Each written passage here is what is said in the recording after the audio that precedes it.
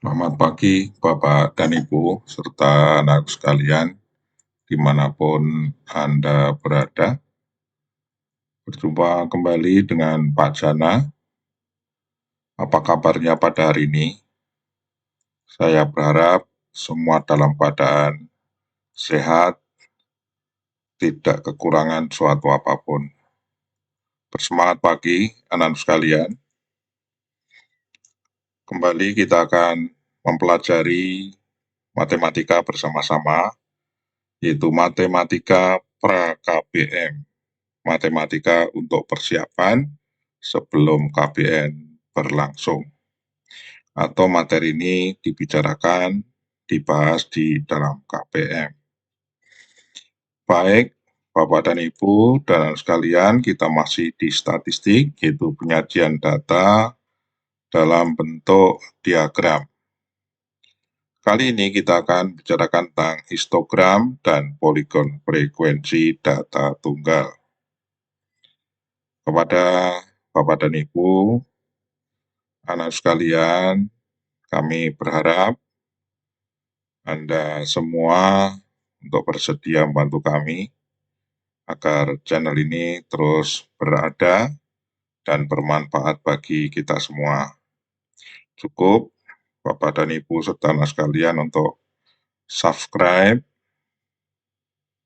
like, dan komen pada channel kami, yaitu di channel Bimbel Matematika SMK dan SMP. Baik, kita mulai saja pembahasan kita. Ya, baik. Terima kasih pada Bapak dan Ibu dan sekalian yang sudah subscribe. Kita lanjut. Histogram dan poligon frekuensi data tunggal. Kita langsung ambil contoh datanya terlebih dahulu.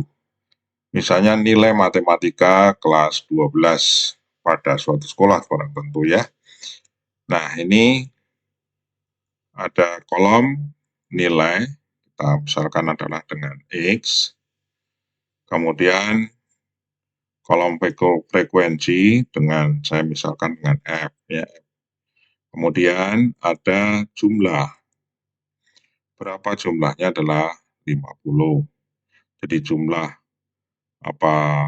frekuensinya 50, sedangkan di sini X-nya nilainya adalah merupakan data tunggal ya. 70, 75, 80, 85, 90, 95 ya. 100-nya nggak ada ini. Ya. Baik, yang kita harapkan kan banyak 100 ya. Kalau banyak 100 berarti senang kita pintar semua matematika. Baik, sekarang apa yang harus dilakukan untuk menggambarkan histogram dari tabel atau distribusi frekuensi ini, yaitu adalah kita membuat sumbu mendatar terlebih dahulu. Ya, kemudian kita bagi masing-masing jaraknya sama ya. Kemudian kita beri nilai-nilainya, kita cantumkan. Kemudian kita bikin sumbu vertikal. Kita kasih untuk sumbu vertikal ini untuk frekuensi. Kita bagi juga sumbu vertikal dengan cara yang sama, dengan skala 2 ya. Kemudian setelah jadi ini sudah siap, artinya kita sudah siap untuk membuat histogram. Nah, histogram itu seperti diagram batang, ya seperti diagram batang, hanya saja yang mewakili yaitu bias-bias persegi panjang satu dengan yang lain yang menunjukkan yang menunjukkan atau mewakili masing-masing nilai ini itu dibuat rapat satu dengan yang lain dengan panjang, dengan lebar ya, dengan lebar, kalau menyamping lebar ya, skalanya sama, sedangkan tingginya atau panjangnya itu adalah sesuai dengan apa? Dengan frekuensinya. Misalnya saja, sekarang kita mulai saja kita buat untuk nilai 70. Nilai 70 itu frekuensinya 5. Ya, ini ya. Jadi ini eh, apa bias persegi panjang yang mewakili masing-masing nilai ini dibuat sumbunya itu pas ini ya, pas angkanya ini ya, tengah-tengah ya. Ini 5, 5 itu antara 4 dan 6 ya, maka tingginya seperti itu. Ini. Kemudian 75, berapa 75? Yaitu adalah 8. Jadi kalau kita lihat ini tingginya 8 ya. Dari samping 8 ya, gitu ya. Kita tinggal lihatin aja. Lihatin aja lurus ya. Lurusnya 8 tingginya. Kemudian 80 berapa? 10 ya gitu ya. Lurus dari 10 dari kiri ini lihat ya. Kemudian 85 adalah berapa? 15. 15 itu tengah-tengah antara 14 dan 16 ya. Ini kalau kita tarik garis ini pas ya. Kemudian berikutnya 90 itu berapa? 8, 95 adalah berapa? 4. Ya. Jadi ini adalah seperti apa histogram ini? Ini seperti diagram batang, masing-masing nilai diwakili oleh apa, nah sekalian? Oleh bias-bias persegi panjang. Lebarnya sama, ya kan, masing-masing lebar sama. Garis sumbunya itu tengah-tengahnya itu pas ini ya, pas nilai atau data yang diwakili ya gitu ya. Nih, biasanya ditarik garis sumbu begitu untuk membuat apa? Untuk membuat poligon frekuensi. Tapi pada kesempatan ini poligon frekuensinya tidak saya buat di sini, tempat lain nanti ya. Berikut ini nanti akan kita sajikan poligon frekuensi. Nah, jadi histogram ini apa? Ada yang tanya histogram itu apa? Histogram ini adalah merupakan apa? Merupakan diagram dari apa? Distribusi frekuensi apa ini? Distribusi frekuensi data kuantitatif ya, data kuantitatif. Baik, jadi histogram adalah merupakan diagram dari distribusi frekuensi data kuantitatif. Bisa tunggal, bisa juga apa? Bisa juga data kelompok. Oke, sampai di sini paham ya? Cara membuatnya bisa ya? Ingat ya, jadi jangan dipisah ya antara bias satu dengan bias yang lain ya. Jangan dipisah tapi gandeng seperti ini. Kalau dipisah namanya apa? Diagram batang ya, jadinya seperti itu. Baik, kita lanjut untuk berikutnya kita akan menggambar eh, apa poligon frekuensi. Baik, sini sudah ada muncul ya keterangan tertutup, nanti apa yang tertutup itu. Baik, kita lanjut. Contoh datanya masih tadi, nilai matematika kelas 12 tadi ini ya. Ini distribusi frekuensi data tunggal yang berbobot. Bobotnya itu artinya memiliki frekuensi, jumlahnya 50. Cara membuatnya, tarik dulu sumbu mendatar, sumbu vertikal, kemudian masing-masing sumbu baik mendatar maupun vertikal dibagi ya, dibagi dengan cara yang sama. Yang mendatar ini kita buat apa? Langsung kita tuliskan angka-angkanya atau bilangan-bilangannya atau nilai-nilainya. Kemudian vertikal kita bagi juga untuk frekuensi. Frekuensinya mulai dari berapa? Dari 2, 4, 6, 8, 12, 16. Ya, ini untuk frekuensi. Kemudian yang mendatar tadi adalah untuk nilai. Nah, sekarang bagaimana cara membuatnya? Kalau kalian perhatikan, Nilai terkecilnya pada tabel ya, pada tabel distribusi frekuensi terkecil berapa adalah 70 dan terbesar berapa 95. Nah, karena kurvanya itulah merupakan kurva tertutup, maka maka ya pada eh, kurva ini atau pada diagram ini kita tambah 2 ya, untuk nilai sebelum nilai terkecil, ini kan 70 terkecilnya, kita tambah lagi satu nilai. Ini kan selangnya berapa? 5 ya kan, maka ini sebelumnya kita buat berapa? 65. Kemudian berikutnya sudah nilai terakhir kita tambah lagi ya. Berapa? Kita tambah nilai yaitu ada 100. Ini kan naiknya 5 ya kan, itu. Ini terakhir kan 95 adalah punya frekuensi 4. Nah, sekarang kalau 100 ini kan nggak ada, maka frekuensinya berapa? 0 di sini nanti ya, di pas di sumbunya ini. 65 juga begitu. Dia tidak punya frekuensi, maka frekuensinya 0. Ini maksudnya apa? Maksudnya karena kurva atau poligon frekuensi itu adalah merupakan kurva tertutup. Ya, baik. Sekarang kita lanjut ya. Kita lanjut buat titik-titiknya. Titiknya diambil dari mana? Dari nilai, kita buat garis ke atas, kemudian dari samping untuk menentukan besarnya apa? Besarnya frekuensi ya. Sehingga kita boleh seperti ini. Ya, kita tarik dulu garis dengan tinggi sesuai dengan frekuensinya. Ya, lihat sebelah kiri. Saya 70 berapa? 70 adalah 5.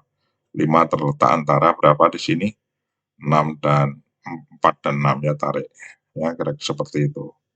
Kemudian 75 berapa? 8. 8 ini ya, kelihatan tuh. Nah, tingginya segitu ya. Baik, kita lanjut. Ya, ini sesuai dengan frekuensinya. Nah, 65 frekuensinya 0 di sini titiknya. Kemudian 70, iya di situ. 75, kemudian 85. Ya, ini titik-titik yang kita peroleh ya, sesuai dengan nilai dan tingginya sesuai dengan apa? Frekuensinya, tinggal lihat di sebelah kiri. Kemudian dari titik-titik ini kita hubungkan dengan garis. Nah, garisnya ada yang buat garis patah-patah dengan penggaris, tetapi ada juga yang tidak. Nah, kali ini saya akan buat tidak patah-patah.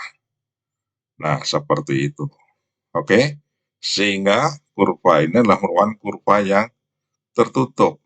Nih, di bawah, dan mulai dari 0 ya. Baik, terima kasih. Kita lanjut. Histogram data kelompok sekarang. Ya, histogram data kelompok. Contohnya, ini datanya. Distribusi frekuensinya ini kita buat. Ya,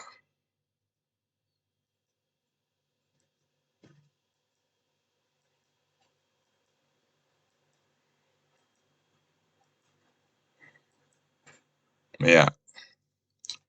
Oke, distribusi frekuensi data kelompok. Ya, histogram dan poligon frekuensi.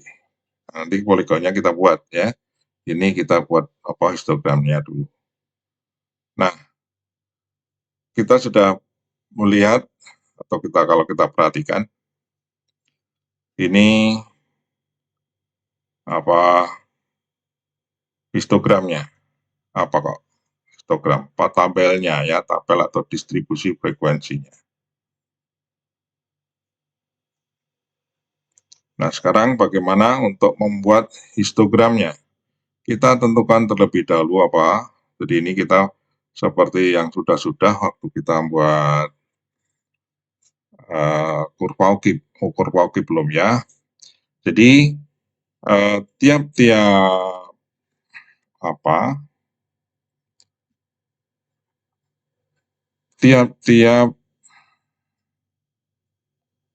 interval kelas ini kita wakili dengan apa? Dengan bias-bias persegi panjang.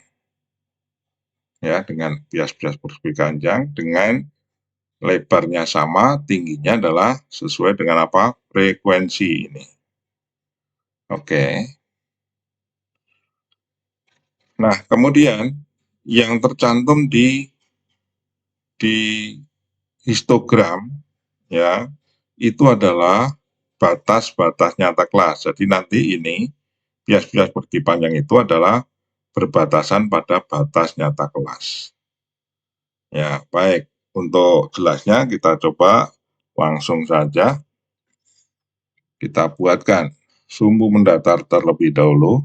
Itu adalah batas nyata kelas, sedangkan yang vertikal ada untuk frekuensi kelas. Nah, batas nyata kelas pertama tentu adalah dari berapa? Dari tepi bawah kelas pertama, yaitu 15 berapa? Bukan 159, tapi 158,5 ya. Ini. Kemudian batas berikutnya adalah antara kelas pertama dan kedua adalah berapa? 163,5. Batas kelas kedua berapa? Yaitu 168,5. Dan seterusnya ya, sampai terakhir. Oke. Kemudian dari masing-masing ini kita bagi ya, dari sumbu mendatarnya kita bagi. Ya, kita bagi. Sumbu vertikalnya juga kita bagi. Ya, seperti ini ya jadinya ya. Sumbu vertikalnya udah kita bagi. Bagi apa? Untuk frekuensi ini. Kemudian mendatarnya, ini tadi apa? Ini adalah tepi bawah kelas pertama ya, 158,5. Dan ini 163,5 adalah apa? Batas nyata atas kelas pertama ya. Ini yang mewakili apa? Yang mewakili kelas pertama. Persegi panjang ini. Kemudian berikutnya persegi panjang lagi. Tingginya adalah berapa? Berikutnya adalah 8. Ya gitu ya. Batasnya 163,5 atas, batas nyata atas 168,5. Kemudian kelas ketiga. Ya gitu ya. Kelas ketiga batas atasnya berapa? 173,5. Batas bawahnya 168,5. Nah, begitu sampai selesai. Ini tingginya berapa? 14 ya. 14. Baik. Kemudian berikutnya tingginya berapa? 9. Ini yang kelas keberapa? Kelas satu kelas sebelum kelas terakhir ya. Kemudian yang kelas terakhir 188,5 batas nyata atas kelas terakhir. Ya, ini bias persegi panjangnya berapa? Frekuensinya adalah 4. Jadi seperti itu. Sekali lagi, seperti histogram pada data tunggal tadi, ini histogram ini adalah merupakan apa? Merupakan diagram dari distribusi frekuensi data kuantitatif ya. Contoh ini adalah contoh untuk data kuantitatif data yang dikelompokkan. Bias-bias persegi panjang yang mewakili masing-masing kelas ini, mewakili data masing-masing kelas ini memiliki lebar sama dengan apa ini? Lebarnya, coba kalian perhatikan lebarnya sama dengan apa? Sama dengan panjang kelas interval. Sedangkan tingginya merupakan apa ini tingginya? Coba perhatikan tadi adalah tingginya sama dengan apa? Frekuensi kelasnya. Ya, oke, seperti itu. Saya rasa semuanya tahu ya. Baik. Kita lanjut sekarang ke yang berikutnya. Oh ya, yang baru bergabung, kami mohon untuk subscribe ya, sebelum kita lanjut ke bagian berikutnya. Oke, kita lanjut ke polygon frekuensi. Kalau kita buat polygon frekuensinya, data tadi seperti apa? Ya, ini data yang tadi.